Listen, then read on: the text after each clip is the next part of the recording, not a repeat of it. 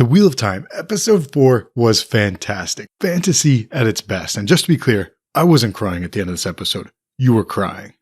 Alright, fine. I cried. We will get back to that, but since the main characters are split up into 3 groups, this video is broken up into 4 sections.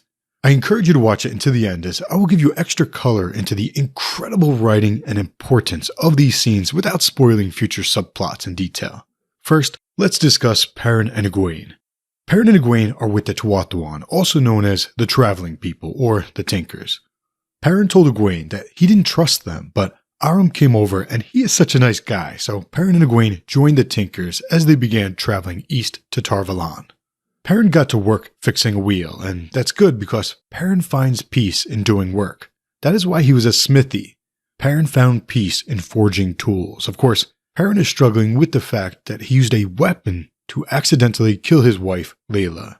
And Isla noticed this, so she pulled Perrin aside and told him about the Way of the Leaf. The Tinkers forswear violence and all instruments of violence. They are pacifists. They see themselves as leaves. In its time, a leaf falls to the dirt that nourishes the tree that, in its time, grows the leaf again. Isla told Perrin that her daughter was killed, so she and Rain have raised their grandson, Aram. Meanwhile, Egwene danced with Aram and asked him about the song, to which Aram said, "It is a song that his people believe will bring harmony." Aram doubts that they will ever find it, but Egwene looked around at the life and the love, and she wondered whether they had already found the song. Later, Aram told Egwene that when Tinkers turn 20, they leave for a year so as to see if the Way of the Leaf is right for them. Most return to the Tuatha, but not all. Aram never said his age, but he appears to be around 20 years old, so there's that. Egwene and Perrin are now traveling east to Tar Valon with the traveling folk, which is good because that is where everyone else is heading as well. Let's now look at Rand and Mat. First off, Rand and Mat discussed how Dana had said that one of the 5 of them was the Dragon Reborn. That confused them since they don't realize that Nynaeve is still alive, and the show tried to misdirect the viewer by cutting to a scene of Logain as if he was one of the 5 that Dana was speaking about, but he was not. Logain is not one of the 5, but yes, Logain is special, very special. The 3 of them got to a farm and planned on sneaking into the barn at night, but the father caught them on his property. Rand managed to defuse the situation, which was good since somehow the mother and son had also snuck up on the group. So they got a place to sleep for the night, and a few things happened. First off, Rand began doing work, but Mat had to take a break. He is beginning to get very sick. As you can see, there is a black mist coming out of his mouth. No one realizes it, but Mat took a dagger from Shadar Logoth. And that dagger is taking a toll on Mat, physically, emotionally, psychologically. So if you notice that Mat seemed different after Shadar Logoth, if you notice that he seemed more annoying, this is why. The dagger. The farmer's daughter brought Mat food, and this reminded him of his own sisters. So Mat is still mad at least part of the time. And it's also worth noting that she gave him a doll named Birgitta, the name of a legendary heroic archer, Birgitta Silverbow. Remember that name, Birgitta Silverbow. Tom told Rand some of his backstory, how he had a nephew named Owen who could channel, how Aes Sedai found his nephew and gentled him. Not long after, his nephew Owen took his own life. So as you can imagine, just like Rand, Tom does not like Aes Sedai. Tom said that they need to keep Mat away from the Aes Sedai, so obviously Tom has planted more seeds of doubt in Rand about the Aes Sedai. That night, Rand assured Mat that he was there for him no matter what happened. Then he blew out the candle, which was a nice nod to the flame and the void. The flame and the void is a tactic of meditation and focus that Tam had taught Rand to use with the bow and arrow. Rand then had another dream of Ba'alzamon, after which he woke and found Mat inside the farmer's home. The farmer and his wife were dead, and Mat held the dagger in his hand, suggesting that Mat killed them. But Mat was not alone. He pointed up and a fade came forth. Tom yelled for the boys to run, and they did just so. Look at how the fade glides backwards here. Awesome stuff. Tom then threw a knife, and the fade caught it. Fades are badass, but in poetic fashion, Tom was able to protect Rand and Mat from the fade as a nod back to his inability to protect his nephew Owen from the Aes Sedai. Shout out to the Gleeman, Tom Maryland. As they rode off, Matt wondered whether the Fade killed the little girl or if he killed the little girl.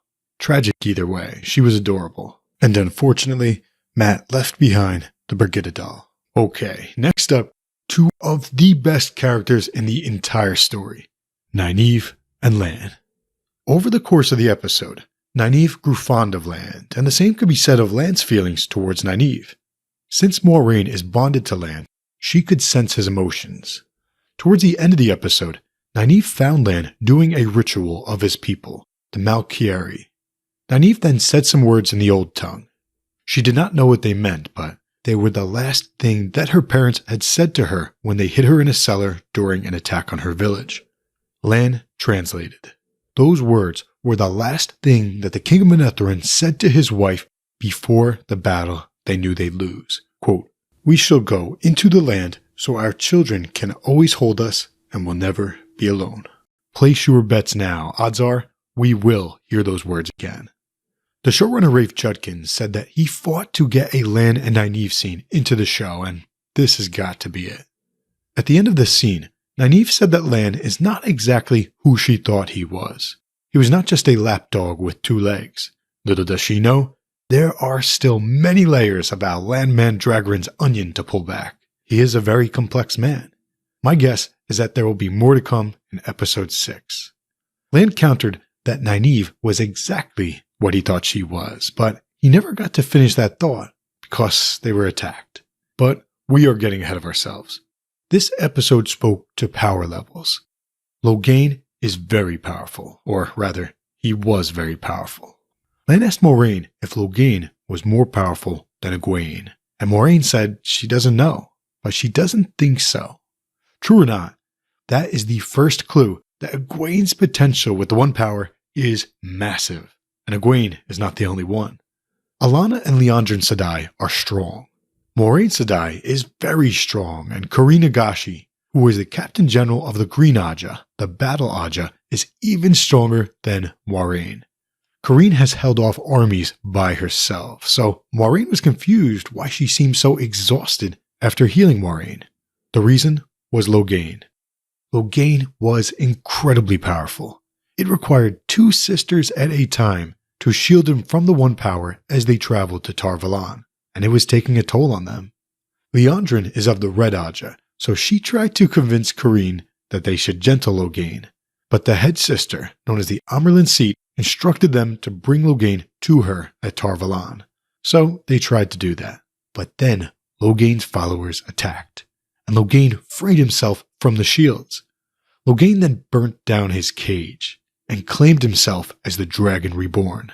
He would not be caged, but then Moiraine walked in, and instead of fighting him, she spoke to him. She seduced him, not with sex, but with conversation. Keep in mind, she knew he wasn't the Dragon Reborn because he was too old to be. She was just distracting him and buying time for her sisters to recover. Logain told Moiraine how he had conquered the kingdom of Gildan, and how he could hear the voices of thousands of dragons before him, telling him what to do. Moiraine told Logain that he was mistaken, that the wheel doesn't want anything, it is people that want. A very, very important concept at the heart of this story. Moiraine also said that the voices that he hears in his head are the whispers of madness, and that, as strong as he is, his power is a trickle, a pinprick of candlelight against the raging sun that will be the Dragon Reborn. Shots fired. Corrine then blasted him with a weave of wind, and the 3 of them attempted to shield Logain. But it is very difficult to shield someone when they are already touching the One Power, especially someone as strong as Logain. So, he was able to shoot out what looked to be 3 spears of spirit. Corrine Sedai shielded both Moiraine and Liandrin at her own expense. What a sacrifice. Outside, Corrine's warder named Stepan felt her die. It crushed him and almost cost him his life. Similarly, Liandrin began to channel so much of the One Power that Moiraine warned her that she might burn herself out, which is another way of saying that if one draws more of the One Power than they can handle, they will lose the ability to channel, or even worse, they may die. When Stepan got inside, he went after Logain in what MMA fans would refer to as a double-axed Superman attack of rage, and his axis partially breached the shield, which allowed Logain to touch them. The axis exploded into the room, wounding everyone except for Nynaeve. As we already mentioned, over the course of the episode, Nynaeve bonded with Outland Mandragoran. Not like a water bond, but like a friend, or rather, like a lover. Nynaeve loves Lan, and Logain nearly killed him. Nynaeve could not have that, so in a moment of rage, Nynaeve exploded like the radiant sun that Moiraine had told Logain about in terms of the Dragon Reborn. Nynaeve is powerful. Very powerful. She healed everyone, after all. Nynaeve is actually one of the best healers in the world. So it begs the question, why couldn't Nynaeve heal Moiraine in the first place? Well, she actually did, a little bit. As I pointed out in the last video, there was a magical sound and Moiraine opened her eyes. Why? Because Nynaeve had unknowingly healed Moiraine just a little bit with the One Power. The show will expand on this, most likely in the next episode, but I'll throw this out there now without being too spoilery. Unlike Aes Sedai, Nynaeve was never taught to use the One Power, but Nynaeve had the spark. And unlike most girls, she learned to control the One Power without going to the White Tower and being trained as an Aes Sedai. But the thing is, Nynaeve has a lot to learn. For now, she unknowingly taps into the One Power when she gets mad.